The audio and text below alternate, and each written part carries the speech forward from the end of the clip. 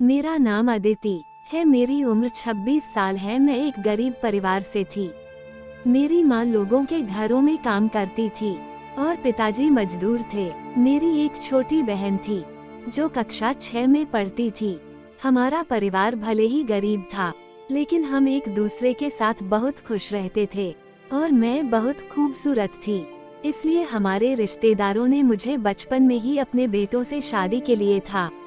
लेकिन मेरे पिताजी चाहते थे कि मेरी शादी एक अमीर घर में शादी हो, जहां मैं रानी बनकर रहूं। और एक दिन पड़ोसन मेरे लिए एक बहुत अच्छे खानदान का रिश्ता लेकर आई। लेकिन जब मेरे पिताजी ने लड़के के परिवार के छानबीन करी तो ये पता नहीं चल पाया कि इन लोगों का कारोबार क्या है। फिर एक दिन वह लोग मुझे देखने के लिए हमारे घर पर आए और मेरी सास ने अपने बेटे के लिए मुझे पसंद कर लिया और शगुन के तौर पर सोने की अंगूठी पहनकर मेरे हाथ में 20,000 रुपए रख दिए। मेरी माँ और पिताजी इस रिश्ते से सभी लोग बहुत खुश थे। मुझे तो यही समझ में नहीं आ रहा था कि वह लोग इतने अमीर होने के बावजूद हम जैसे गरीबों के साथ अपना रिश्ता क्यों जोड़ना चाहते थे। खैर 2 महीना बाद ही मेरी शादी बड़े धूमधाम से हुई। ऐसी शादी का हर लड़की का सपना होता है और मैं विदा होकर अपने ससुराल आ गई। मेरी शादी की पहली रात थी और मैं बहुत घबराई हुई थी।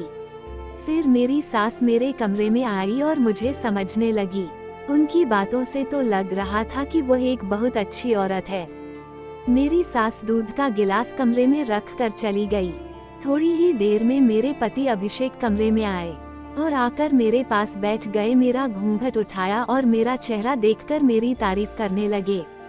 और अभिषेक ने मुझे वह सब कुछ दिया जो हर पत्नी चाहती है। हमारी शादी को अभी 15 दिन ही गुजरे थे कि मुझे पता चला अभिषेक बाहर किसी मुल्क में काम करते हैं और उन्होंने शादी के लिए छुट्टियां ली थी, लेकिन अब उन्हें वापस जाना होगा। ये सुनकर तो मेरा दिमाग घूमने लगा और जैसे तैसे मैं अपने आप को संभाल मैं अपने पति के साथ जाने की जिद करने लगी तो उन्होंने मुझे ले जाने से मना कर दिया और कहा कि अभी वह अकेले जा रहे हैं, लेकिन कुछ टाइम के बाद मुझे अपने पास बुला लेंगे। अभिषेक की यह बात सुनकर मेरी जान में जान आई।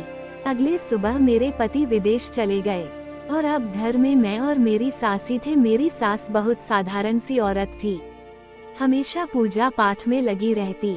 मैं हमेशा यही सोचती कि मुझे बहुत अच्छी सास मिली है।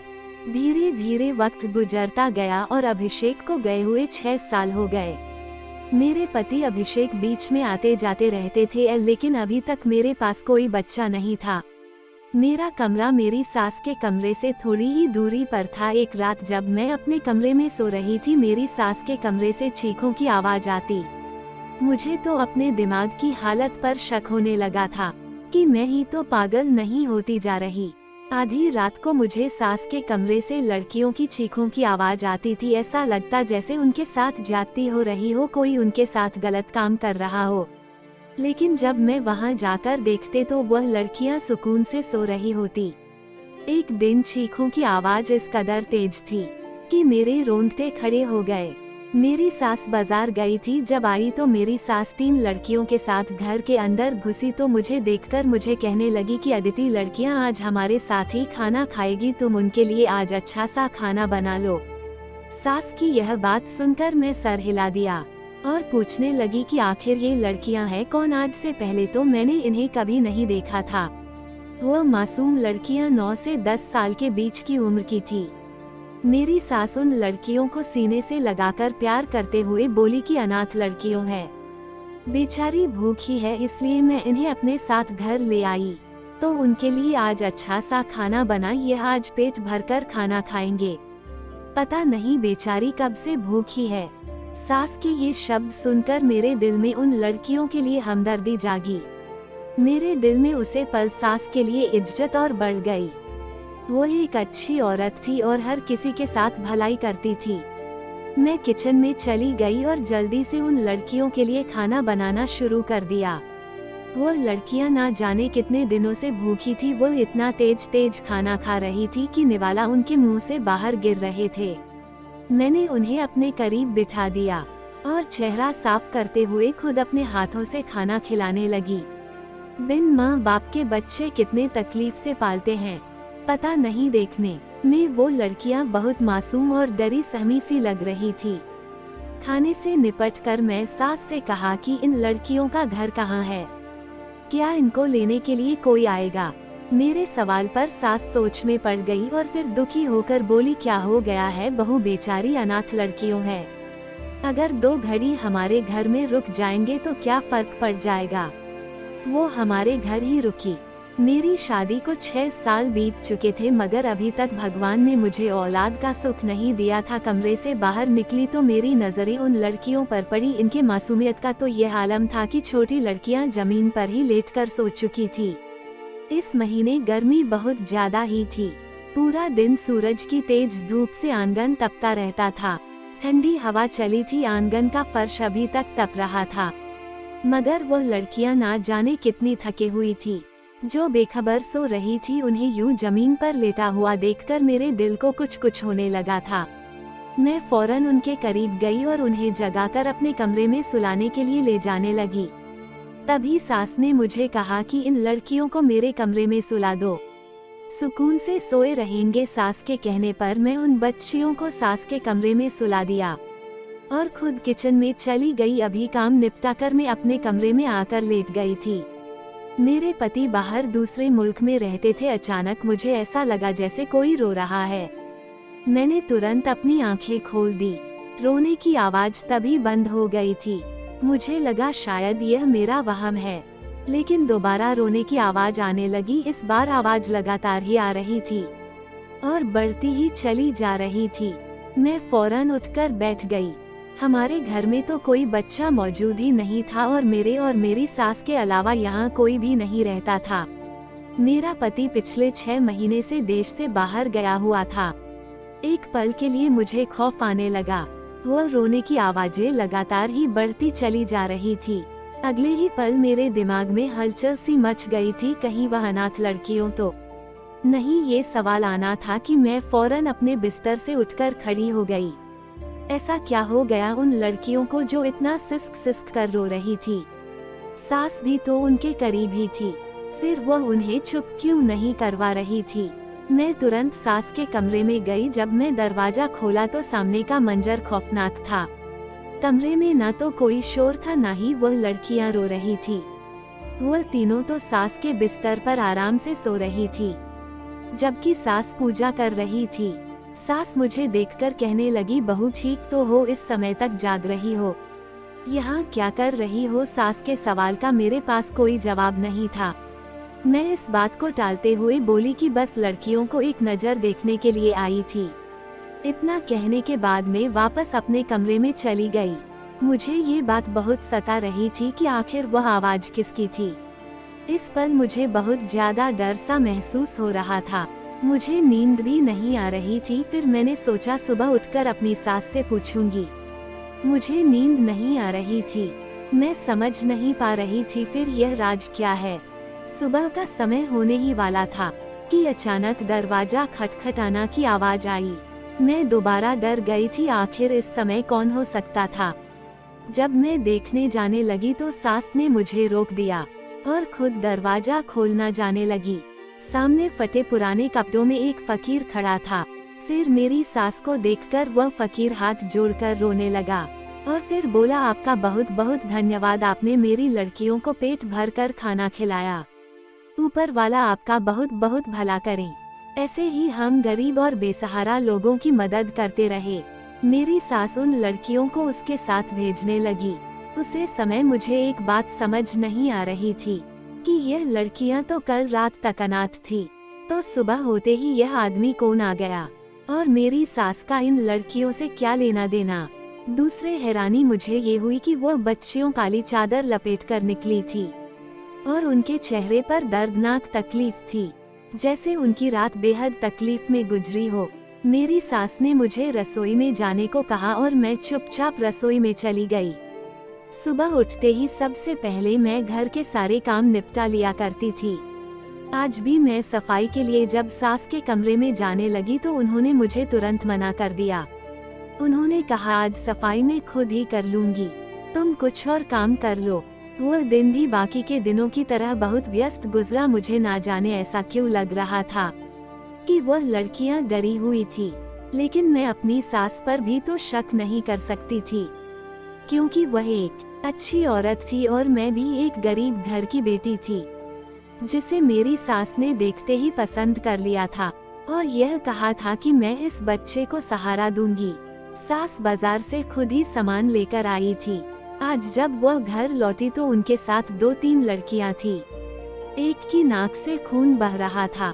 सास ने मुझसे कहा, अदिति, इस लड़की को चोट लगी है, बेचारी अनाथ लड़की है, इसकी जरा मरहम पट्टी कर दो। मैं तुरंत उसके मरहम पट्टी की और उसे लड़की को बेड पर लेटा दिया। सास ने आज फिर से मुझे खाना बनाने को कहा और मैं खाना बनाया और उन लड़कियों को खाना खिलाया। मैंने गौर किया वह लड़कियां काफी चुप सी है। मुझे हैरानी भी हुई कि भला कैसे उनकी माँ मेरी सास के साथ इन्हें भेज देती है। आज खाना ज्यादा बन गया था। आज मेरा भी उन लड़कियों के साथ बैठकर खाना खाने का मन किया। मैं खाना खाने ही लगी थी, तभी अचानक सास ने गुस्से से मेरे हाथ से प्लेट छीन और फिर झटक कर बोली, तुम्हें तमीज नहीं है बहू, बच्चों का खाना खाना सिर्फ और सिर्फ इन लड़कियों के लिए ही बनवाया गया है। मैं शर्म से पानी पानी हो गई और किचन में चली गई। किचन से निकली तो देखा लड़कियां नींद में थी। सास उन्हें अपने कमरे में ले जाने लगी और उन्हें अपने बिस्तर पर सुला दिया और कहने लगी, देखना अदिति, ऊपर वाला मुझे इस कर्म का फल जरूर देगा, जल्द ही तुम्हें बच्चा पैदा होगा। मैं जाकर लेट गई। मुझे कमरे में आए हुए अभी आधा घंटा ही हुआ था और तभी उन लड़कियों के चिल्लाने की आवाज आने लगी।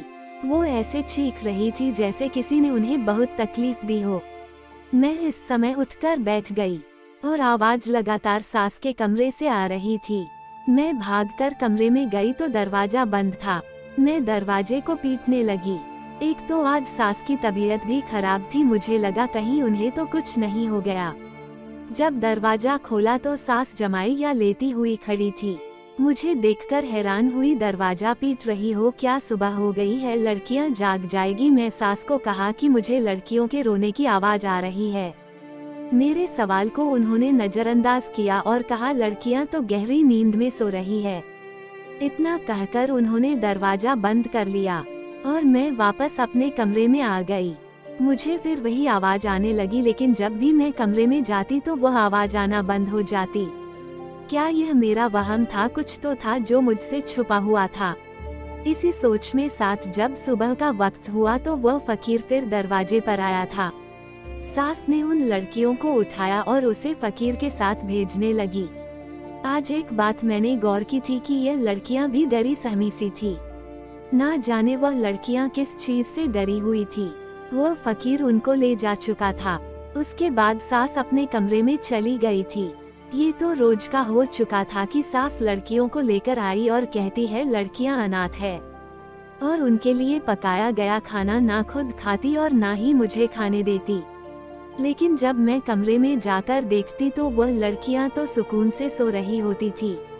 मेरी सास खाने में एक नशीली दवाई मिलती थी। रोज रोज के इन चीजों ने मुझे पागल कर दिया था। एक रात मैंने फैसला किया कि मैं जानकर रहूंगी कि सास उन लड़कियों के साथ क्या करती है, और मुझे नाकामी का मुंह देखना पड़ा था। आज भी सब 4 लड़कियों को लेकर आई थी। कमरे से इस तरह चीखने की आवाज आने लगी। मैं दरवाजे से लगकर खड़ी थी। आखिर यह मामला है क्या? जब मेरी सास कमरे से बाहर निकली, उसका फायदा उठाकर मैं कमरे दाखिल हो गई। दिल जोर जोर से धड़क रहा था। पूरे कमरे में चारों तरफ अंधेरा ही अंधेरा था। फिर मैं कमरे की लाइट जलाई और फिर जो मैंने देखा वह बहुत दर्दनाक था। एक बच्ची पंखे से लटकी हुई थी। उसका शरीर ठंडा पड़ गया था। बाकी 3 लड़कियां कोने में डरी सहमी हुई बैठी थी। ये सब देखकर मेरी आत्मा कांप गई थी। मेरे दिमाग में बहुत सारे सवाल चल रहे थे। तभी मेरी सास कमरे में दाखिल हुई और वह मुझे देखकर घबराते हुए कहने लगी कि बहू, इसमें हमारा कोई दोष नहीं है, सारा दोष इस लड़की की माँ का है। ये 10 साल की बच्ची अपनी माँ से तंग आ गई थी और मुझे बता रही थी इसकी सौतेली माँ इसकी शादी एक बूढ़े आदमी से कर रही थी। आज अगर यह अपनी जान नहीं देती तो इसकी शादी उससे हो चुकी होती। इस बच्चे ने इस जुर्म से बचने की खातिर अपनी जान गंवा दी। मेरी सास बहुत रो रही थी। उसे वक्त मुझे उनके आंसू झूठ लग रहे थे। सास ने अपने मोबाइल से किसी को फोन किया, तभी वह फकीर घर के बाहर आ गया। इस वक्त मैं उन लड़कियों से सच पूछा जो कुछ भी उन लड़कियों ने मुझे बताया। उसे सुनकर मेरी रूह तड़प गई। मैं खामोशी से सारा सच सुनती रही और अपने फोन में उसे रिकॉर्ड कर लिया। वो दोनों फकीर उसे मुर्दा बच्ची और तीनों को अपने साथ ले जा रहे थे। उसी समय घर के बाहर पुलिस आ गई। मेरा तो दिल जोर जोर से धड़क रहा था। साथ ही देखकर हक्का बक्का रह गई कि सास इधर उधर घूमने लगी। तभी पुलिस ने उन लड़कियों और उन फकीरों को पकड़ लिया था। सास ने भागना शुरू किया, लेकिन पुलिस ने उन्हें भी पकड़ लिया। उसे देखकर यकीन नहीं आ रहा था कि वही औरत है जो इतनी धार्मिक बनती थी। आखिर में पुलिस मेरे पास आई और शर्मिंदा अंदाज में मुझसे कहने लगी, मुझे खुशी है कि तुमने एक बहुत बड़ी गैंग को पकड़वाया है और इस बात का अफसोस भी है कि तुम इस औरत की बहू बनी। मैं अभी तक सदमे में थी। मेरी सास अभी भी मुझे धमकियां दे रही थी। मुझे यकीन ही नहीं कैसे गैंग से था जो लड़कियों को किडनैप करके उनके हाथ पैर तोड़कर उनसे भीख मंगवाते हैं। सास बाजार जाती तो अपने साथ लड़कियों को पढ़कर लेकर आती। खाने में नींद की दवाई मिलती जिससे कि वह सो जाती थी। वो उन लड़कियों को मारते और धमकाती थी कि उन्हें कैसे भीख मांगनी है। सुबह के वक्त आने वाला फकीर भी इस खेल का हिस्सा था। वो लड़कियों को अपने साथ ले जाता, किसी की आंख फोड़ देता तो किसी का हाथ काट देता तो किसी के टांग काट देता था, जिससे वह मोहताज बन जाए और उन्हें ज्यादा भीख मिले। आज रात भी जब मेरी सास फोन पर बात कर रही थी तो उस लड़की ने सुन ली कि एक आदमी उनके साथ मार पिटाई करने वाला है, इसलिए उसने पंखे से लटक कर जान देना ही बेहतर समझा। दोस्तों, उम्मीद करती हूँ आपको हमारी कहानी पसंद आई होगी। कहानी पसंद आई है तो वीडियो को लाइक करें, चैनल पर नए हैं तो चैनल को सब्सक्राइब करें।